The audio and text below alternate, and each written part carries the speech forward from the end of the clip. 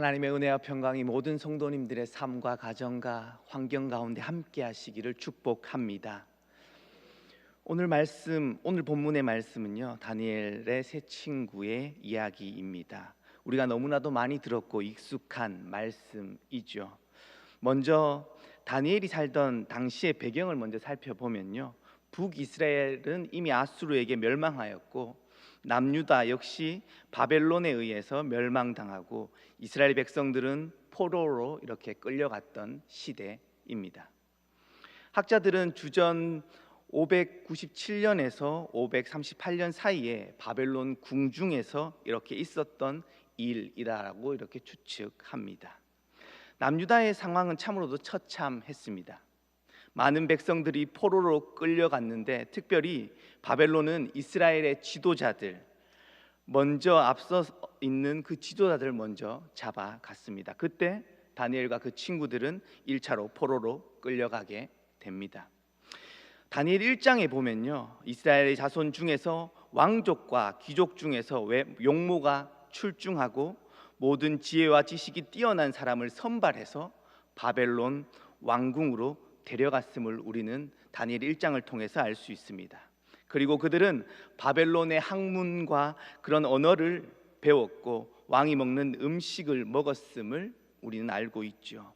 어린 시절부터 그 바벨론의 문화 그리고 그 문화를 경험하게 했으며 그 바벨론의 가치와 세계관을 주입하여서 이스라엘을 통치하는 그들이 그러한 바벨론의 어떤 가치와 정신을 가지고 이스라엘을 다스리도록 하는 바벨론의 식민지 전략이었습니다. 아수르는 억압과 통제하는 방식으로 그 식민지를 다스렸다면 바벨론은요, 한 단계 발전된 방식으로 식민지를 다스렸음을 우리는 알 수 있습니다. 각 나라의 지도자들과 지식인들을 포섭하는 그러한 전략이었던 것이죠. 최근에 뉴스를 통해서 전쟁의 소식을 계속 접하게 됩니다. 러시아와 우크라이나의 전쟁이 시작된 지도 이미 8개월이 지나고 있습니다. 러시아가 점령한 우크라이나의 동남 지역의 4개의 주를 이렇게 합병하기 위해서 주민 투표가 진행된다라는 소식도 들었습니다. 러시아의 주민들의 압도적인 지지를 받았다고 선언하지만 그 과정이 심각한 문제가 있다고 여러 나라들이 우려의 목소리를 냈지만 러시아는 전혀 귀를 기울이지 않고 있는 상황입니다. 세계의 평화가 다시 위기에 처해 있다는 마음을 지울 수가 없습니다. 이러한 상황 속에서 종교는 인간의 욕망으로 인해 방향을 잃어가고 있는 이 문명이 나아가야 할 방향을 다시 세우고 설정해 주어야 함에도 불구하고 그렇지 못하고 있는 것이 현실임을 또한 우리는 깨닫게 되죠. 러시아의 종교의 수장인 키릴 총대 주교는요, 설교를 통해서 러시아 젊은이들에게 용맹하게 전쟁터에 나아가서 병력의 의무를 다하라고 말하면서 병력의 의무를 수행하다가 죽는 것이 타인을 위한 희생이기에 천국에서 영광과 영생을 누린다고 말했다고 합니다. 조국을 위한 희생을 통해 자신의 죄를 씻을 수 있다고도 말했다고 합니다. 그에게 러시아의 전쟁은 타락한 서방 세계와 맞서는 러시아의 신성한 전쟁이고 신성한 질서를 해치는 적들과 맞서 싸우는 것이야말로 신에 대한 사랑이라고 말합니다. 이러한 뉴스를 접하게 되면 독일의 히틀러를 지지했던 독일 교회가 떠오르기도 합니다. 바벨론은 이스라엘 백성들을 종교와 정치의 지도자들을 자신의 편으로 교화시켜서 바벨론을 통치하는 그러한 바벨론의 통치를 정당화하는 방식으로 식민지를 유지하려고 했던 것이죠. 그런데 다니엘과 그 친구들은 뜻을 정하여 왕의 음식을 먹지 않고 그의 포도주를 마시지 않겠다고 단호하게 결단하였음을 우리는 알고 있습니다. 그 결정은 참으로 위험한 일이었습니다. 자신들의 목숨을 내어놓는 결정이었음에도 불구하고 그 길을 걸었던 것이죠. 그들은 왜 그런 선택을 했는지 다시 한번 곰곰이 생각해 보게 됩니다. 바벨론의 왕궁에서 대접해 주는 대로 먹고 마시며 다른 이들보다 특별한 삶을 누릴 수 있음에도 불구하고 오히려 그것을 거부했던 것이죠. 현 시대의 대부분의 사람들은 그러한 삶을 살아가기를 원합니다. 다른 이들과는 무언가 다른 것을 누리며 특별한 삶을 살아가고자 하죠. 그러한 삶이 자신의 가치를 더 높여주는 것이라고 생각합니다. 다니엘과 그 친구들은 그러한 인생의 기회를 잡을 수 있었지만 내려놓는 선택을 하게 됩니다. 그들이 그러한 결정을 하게 되었던 이유를 두 가지로 요약해 볼 수 있을 것입니다. 먼저는 민족이 고통받는 상황 속에서 자신만 잘 먹고 잘 살 수 없다라는 생각이 있었을 것이죠. 다른 하나는 바벨론의 문화와 그 가치 속에서 그 가치 속에 들어가는 것은 하나님을 떠나는 행위라고 생각했을 것입니다. 다르게 표현하면 이스라엘 백성으로서 하나님의 자녀로서의 정체성을 지키기 위한 선택이었다라는 의미입니다. 정체성은 언제나 자신의 삶을 통해서 드러납니다. 반복적으로 드러나는 자신의 실체가 어떻게 보면 자신의 정체성이죠. 다니엘과 그 친구들은 바벨론의 그 문화를 탐닉하는 길을 걷지 않고 하나님의 자녀로서의 정체성을 지키는 길을 선택합니다. 하나님의 자녀로서의 정체성을 지켜가는 다니엘에게 하나님께서는 은혜를 베풀어 주셨습니다. 바벨론 느부갓네살 왕은요, 다니엘을 신뢰하였고 그를 세워 주었습니다. 주변의 사람들은 다니엘을 어떻게 바라보았을까요? 분명 아니 꼽게 바라보았지 않을까라는 생각이 들었습니다. 시기와 질투를 받는 사람이 되었을 것이죠. 바벨론의 예법을 따르지도 않고 그 가르침을 받지도 않음에도 불구하고 왕의 사랑을 독차지하는 그 다니엘을 보면서 더욱더 그를 반대하는 무리들이 생겨났을 것이라는 생각이 듭니다. 2장 하반부에 보시면요, 다니엘의 친구들 사드락, 메삭, 아벳느고는 바벨론 지방의 일을 다스렸다라고 이렇게 표현하고 있습니다. 포로로 끌려갔던 이들이 바벨론의 주요 관직에 올라가서 그들을 다스리고 있는 모습을 보게 되는 것이죠.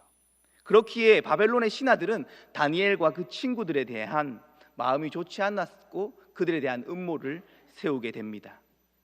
바벨론의 두라 평지에 느부갓네살 왕의 신상을 만들어서 모든 신하들과 백성들이 그곳에 나와 왕의 신상, 금신상 앞에 절하게 하였습니다. 모든 신하들이 왕에게 충성을 다하자라는 의도로 여러 신하들이 제안하였기에 느부갓네살 왕은 그것을 흔쾌히 허락하였습니다. 그렇게 하도록 하였던 것이죠. 그런데 이러한 계획은 다니엘의 친구들이 하나님을 섬기는 사람으로 다른 신에게는 절하지 않는다라는 그 사실을 미리 알고 있었던 다른 신하들의 계획이었던 것이죠. 다니엘의 친구들은 위기에 처하게 되었습니다. 모든 신하들은 왕의 신상에 절함에도 불구하고 그 사드락, 메삭, 아벳느고는 그 신상 앞에 절하지 않았습니다. 많은 신하들은 왕을 찾아가 무릎 꿇고 엎드려 왕에게 말합니다. 왕이시여, 당신의 모든 백성과 신하들이 당신의 신상에 절함에도 불구하고 다니엘의 친구들은 왕의 명령을 어겼습니다. 많은 사람들 앞에서 공포하셨듯이 그들을 풀물불에 던져 넣으십시오. 조선 왕 당시로 생각한다면 전하, 풀물불에 던져 넣으시옵소서 이렇게 하지 않았을까? 잠깐 생각해 보았습니다. 그 이야기를 들은 느부갓네살 왕은요, 사드락, 메삭, 아벳느고를 불러서 진의를 하긴 합니다. 그리고 그들에게 다시 한번 기회를 줍니다. 다시 바로 풀물불에 던져 넣을 법도 하지만 왕의 입장에서 능력 있는 신하들을 보호하고 싶었던 그 마음이 있지 않았을까라는 생각이 들기도 했습니다. 그들에게 새로운 기회가 찾아왔습니다. 다시 한번 생명을 연장할 수 있는 순간이 찾아온 것이죠. 여러분이라면 어떻게 하시겠습니까? 16절에서 오늘 읽은 16절의 말씀에서 왕이시여 우리는 이 일에 대해 더 이상 이야기하지 않겠습니다 라고 그 세 명의 친구들은 이야기합니다. 다시 말해서 절하지 않겠다라는 의사를 왕에게 전달한 것이죠. 그리고 이어서 17절과 18절에서 그들의 신앙을 고백하고 있습니다. 함께 한 목소리로 한번 읽어보겠습니다. 시작. 왕이시여 우리가 섬기신 우리를 풀무불 가운데서 능히 건져내시겠고 왕의 손에서도 건져내시리이다. 그렇게 하지 아니하실지라도 왕이여 우리가 왕들을 섬기지 아니하고 왕이 세운 금신상에 절하지도 아니할 줄 아옵소서. 다니엘의 친구들은 이렇게 고백하고 있습니다. 이러한 고백을 들은 느부갓네살 왕은 분노했던 것이죠. 풀무불을 7배나 뜨겁게 해서 더 뜨겁게 해서 그들을 던지도록 명령했습니다. 그 불이 얼마나 뜨거웠던지 그들을 잡고 있던 병사마저도 태웠다라고 성경은 우리에게 이야기해 주고 있습니다. 다니엘의 친구들의 결론은 우리가 너무나도 잘 알고 있습니다. 그들은 풀무불 속에서도 하나님의 보호하심으로 멀쩡하게 걸어 나오게 되지요. 다니엘의 친구들처럼 하나님을 의지하며 풀무불 속에서도 다니엘의 친구들처럼 하나님을 의지한다면 그 풀무불 속에서도 살아나올 수 있습니다. 믿으십니까? 아멘 하시죠? 네. 그러나 저는 다니엘의 본문을 읽을 때마다 항상 조금 다른 방향으로 묵상해야 되는 것이 아닌가라는 마음이 듭니다. 다니엘과 친구들은 왜 왕의 음식을 먹지 않았고 왕의 신상에 절하지 않았는가에 대한 물음입니다. 그들은 왜 자신이 더 편하게 잘 먹고 잘 살 수 있는 상황과 기회를 잡지 않고 계속해서 더 힘들고 어려운 선택을 했던 것일까라는 물음인 것이죠. 느부갓네살 왕이 볼 때 잠깐 절하는 신용만 하면 쉽게 넘어갈 수 있는 상황임에도 불구하고 다니엘의 그 친구들은요 참 일을 어렵게 만들고 있다라는 생각을 지울 수가 없습니다. 우리는 삶의 모든 순간 선택의 기로에 놓이게 됩니다. 샤르트르는 인생을 B와 D 사이의 C다 이렇게 표현했었죠. 태어나면서부터 죽을 때까지 우리가 좋든 싫든 계속해서 선택하며 살아가야 한다라는 의미입니다. 어떤 선택을 하며 살아가는지는 너무나도 중요합니다. 선택은 그 사람의 생각을 볼 수 있을 뿐만 아니라 각 사람의 정체성을 드러냄과 동시에 자신의 정체성을 형성해 나아갑니다. 우리의 선택은 단순히 말로만이 아니라 삶의 행동으로 드러나게 되죠. 말씀으로 돌아와서 다니엘과 그 친구들의 선택은 그들의 정체성을 보여주는 선택이었습니다. 그들은 자신의 상황과 환경에 흔들리지 않고 일관되게 선택했습니다. 그것은 바로 하나님의 자녀로서의 정체성을 지키는 선택이었습니다. 다니엘과 친구들의 선택을 통해 우리의 삶을 돌아보게 됩니다. 우리는 삶의 선택의 순간 믿음을 지키는 선택을 하고 있는가라는 것이죠. 특별히 오늘 세례를 받고 입교를 하시는 분들이 계시죠.